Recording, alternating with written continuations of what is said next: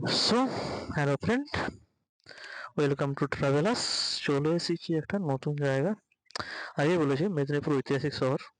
তো আজকে নতুন একটা জায়গায় এসেছি যেখানে মন্দিরের ইতিহাস আছে।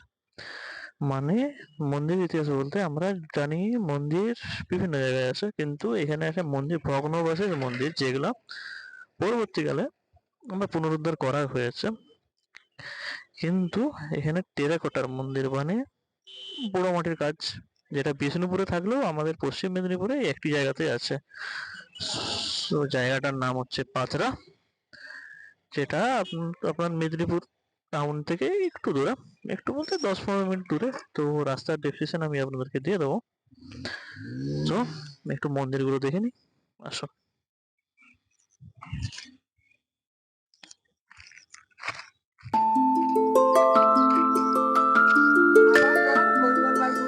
এখানে সেরকম দেখার মতো বা টাইম পাসের মতো না থাকলেও মন্দিরগুলো খুবই সুন্দর, এবং বিকালবেলা এসে বসে টাইম পাস করা যেতেই পারে। সামনে একটা পার্কও আছে এবং সামনে কাঁসাই নদী। খুবই সুন্দর দৃশ্য একটা।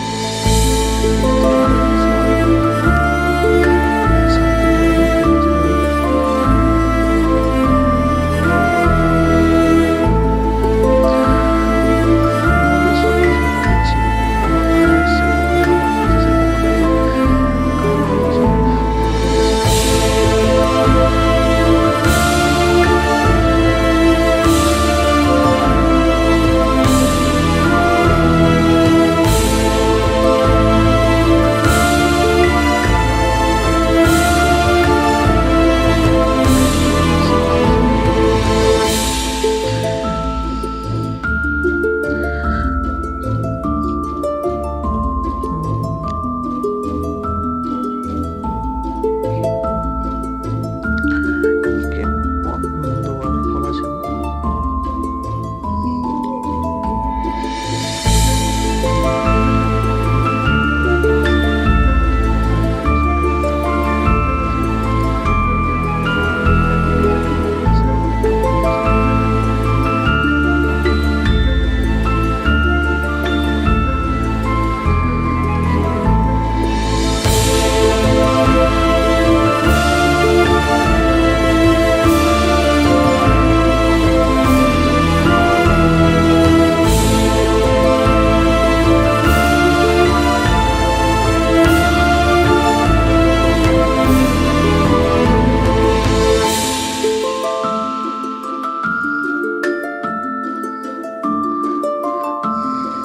একটা বসার জায়গাও আছে সামনে খোলা খোলা।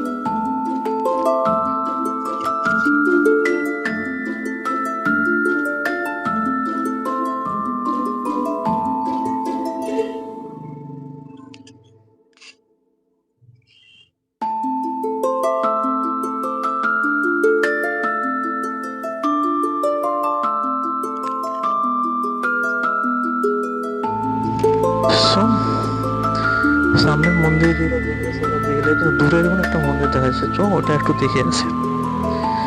রাস্তাটা চারপাশে প্রাচীন হয়েছে ভর্তি, যেটা খুবই বিপজ্জনক। তাও মন্দিরটা দেখে আসি, চলো একটু হাঁটতে হবে। তো দেখে আসি, চলো মন্দিরটা। So, চলে এসেছি হাঁটতে হাঁটতে অনেকটাই, আর একটু আছে। এখন এগুলো সব কেন্দ্রীয় সরকারের আর্কিওলজিক্যাল সার্ভে আন্ডারে আছে।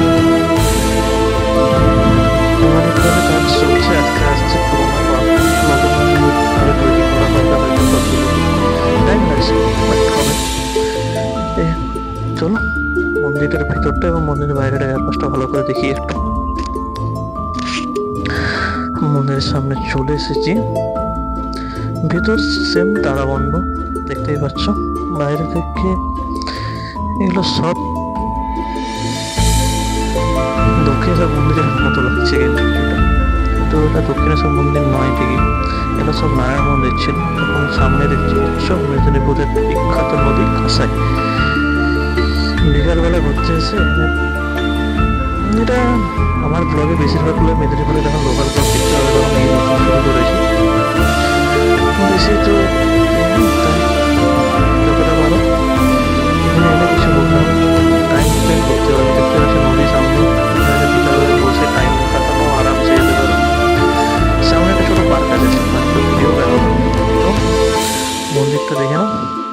চলো পার্কটায় গিয়ে নতুনভাবে ভিডিও করি। তো পার্কে যেতে যেতে এখানে কিভাবে আসবো সেটা একটু বলে দিই। তো এখানে আসার একটি রাস্তা, মেদিনীপুর টাউনের আমতলা ঘাট বা আমতলা মোহনপুর ব্রিজ, সেখানে যে স্টপেজ আছে সেখানে নামবে। সেখান থেকে অটো টোটো সবই আছে, বা যদি বাইকে আসতে চাও সেই টোটোতে এলে তো ওনাদেরকে বললে ওনারাই পৌঁছে দেবেন যে পাতারাম মন্দির যাবো, সব এখানে পৌঁছে দেবে। আর যদি বাইকে আসতে চাও তো বাইকে আসার একটাই রাস্তা, সেম মোহনপুর ব্রিজ থেকে নেমে একটা পার্ক আছে ক্ষুদিরাম পার্ক, ক্ষুদিরাম পার্কের থেকে বাঁ দিকে রাস্তা, সেটা ধরবে। সেটা ধরে সোজা হরিশপুরে বেড়াবে। তারপরে হচ্ছে চুয়াডাঙ্গার এখান থেকে একটা চুয়াডাঙ্গা থেকে হচ্ছে ডান দিকে টার্নিং আছে, সে টার্নিংটা নেবে। তারপরে একটা ছোট্ট ব্রিজ পড়বে, কাঁসাই নদীর উপরে, কাঁসাই নদীর উপরে না, কাঁসাই নদীর যে একটা খাল আছে সেই খালের উপরে একটা ব্রিজ পড়বে। সেই ব্রিজটা বেরোবে পাতলা পৌঁছে যাবে মন্দির।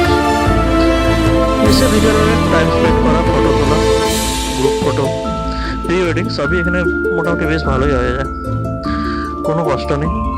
টাইম কাটানোর জন্য এখন যা গরম চলছে তার জন্য ঠিকই আছে। চলে আসবে সব, এসে টাইম কাটাও, এনজয় করো। তো যেটা বলেছিলাম, পার্ক আছে একটা, ফ্রি পার্ক, কোনো এন্ট্রি পাস নেই। চলো ঢুকে গেছি। পার্ক অ্যাকচুয়ালি না, জাস্ট টাইম পাসের জন্য। তো দেখতে থাকো।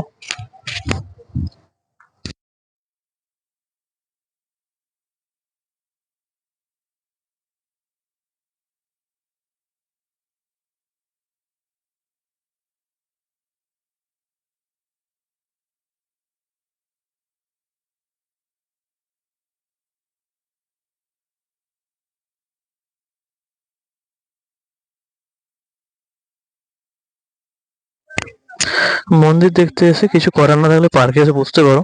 সামনে নৌকো আছে, নৌকোতে উঠে বসতে পারো, বেশ সুন্দর, ফটো তোলার জন্য ব্যাপক।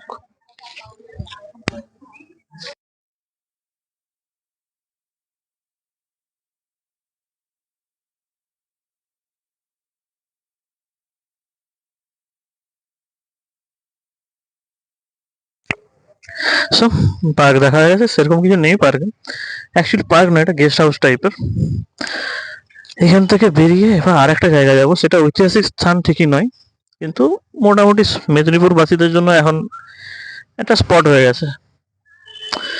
গিয়েই দেখতে পাবে মেদিনীপুরে গান্ধীঘাট, ঠিক আছে? তো সেখানে গিয়ে ভিডিওটা দেখো। রাস্তার ভিডিও নেই, কারণ হচ্ছে আমার মোটরসাইকেল বা গাড়িতে রাস্তার ভিডিও করার কোনো, মোবাইল আটকে রাখার কোনো কিছু নেই, কারণ আমার ভিডিওটা মোবাইলেই হচ্ছে। সো গান্ধীঘাটে গিয়ে দেখা হচ্ছে। ও চলে এসেছি গান্ধীঘাট। এটা কোনো ঐতিহাসিক স্থান যে বলবো সেটা না, কিন্তু ইতিহাসের সাথে অনেক কিছু আছে। এখানে একটা ইস্কন মন্দির, তো ইস্কনের মঠ তৈরি হচ্ছে, একটা রামসীতার মন্দির আছে সামনে, পুরোটাই দেখতে পাবেন।